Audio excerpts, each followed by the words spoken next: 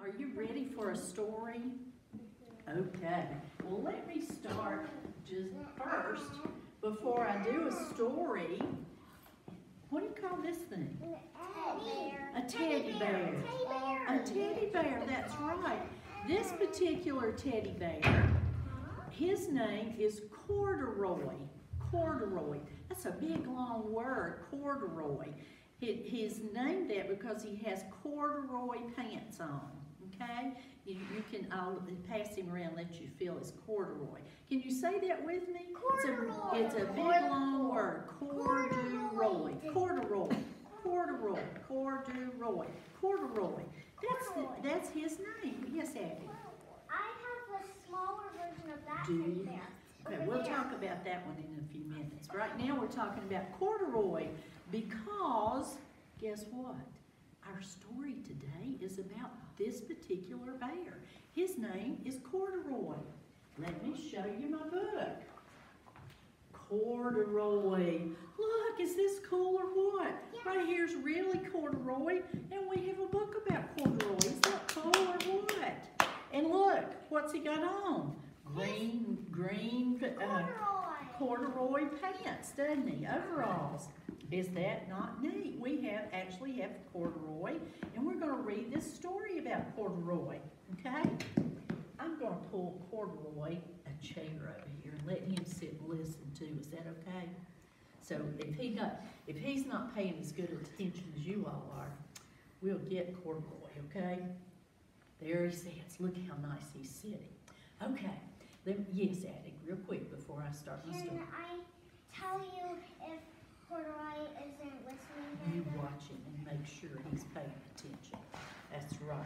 The name of the story is Corduroy, and the words and the pictures are by Don Freeman. So let me open up here. Story and pictures by Don Freeman. Okay. Corduroy is a bear who once lived in a toy department of a big store like maybe Walmart or something. You ever been to Walmart? Or the toy store. Or the toy store, that's right. Day after day, he waited with all the other toys and stuffed animals and dolls for somebody to come along and take him home. That's horrible. Look at this toy store. Ooh, there's lots of toys here. The store was always filled with shoppers buying all sorts of things, but no one ever seemed to want a small bear with green overalls. Then one morning, a little girl stopped and looked straight in Corduroy's bright eyes. I know some of you all have some bright eyes this morning. "Oh, Mommy," she said, look, there's the very bear I've always wanted." "Not today, dear," her mother sighed. "I've spent too much already. Besides, he doesn't look new. Why, he's even lost the button to one of his shoulder straps to his overalls." So, what happened? Well, she turned and looks back at Corduroy. Corduroy watched them all sadly as they walked away because he thought he wasn't going to be chosen. "I didn't know I had lost a button," he said to himself. "Well, tonight I'll go and see if I can find it." So, late that evening, when all the shoppers had gone and the doors were shut and locked up, Corduroy climbed carefully down from his shelf onto the floor, and he began to search everywhere on the floor for his lost button. What in the world do you think might have happened to his button?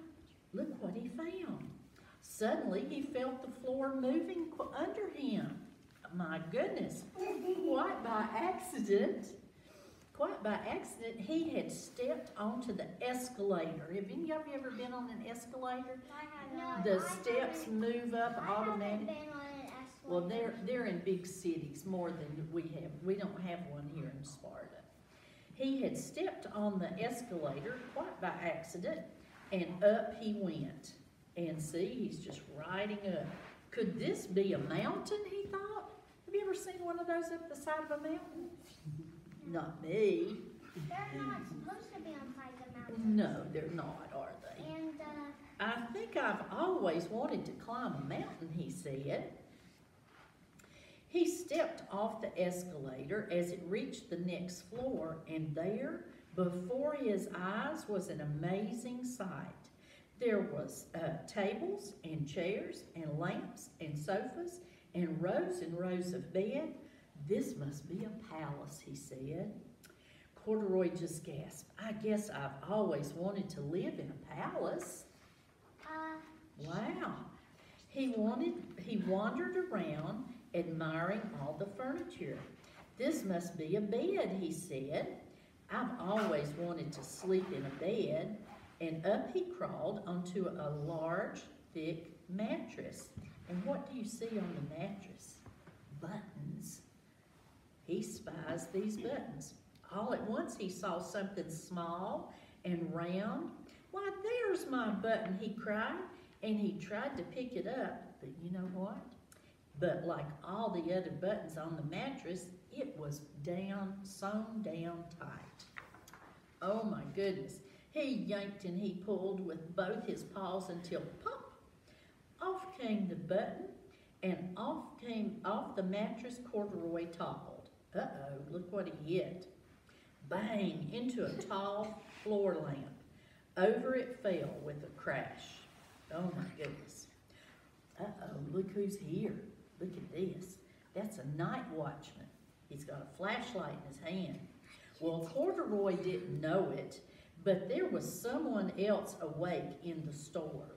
The night watchman was going on his rounds on the floor above when he heard that big crash, and he came dashing down the escalator. Now, who in the world did that? He exclaimed.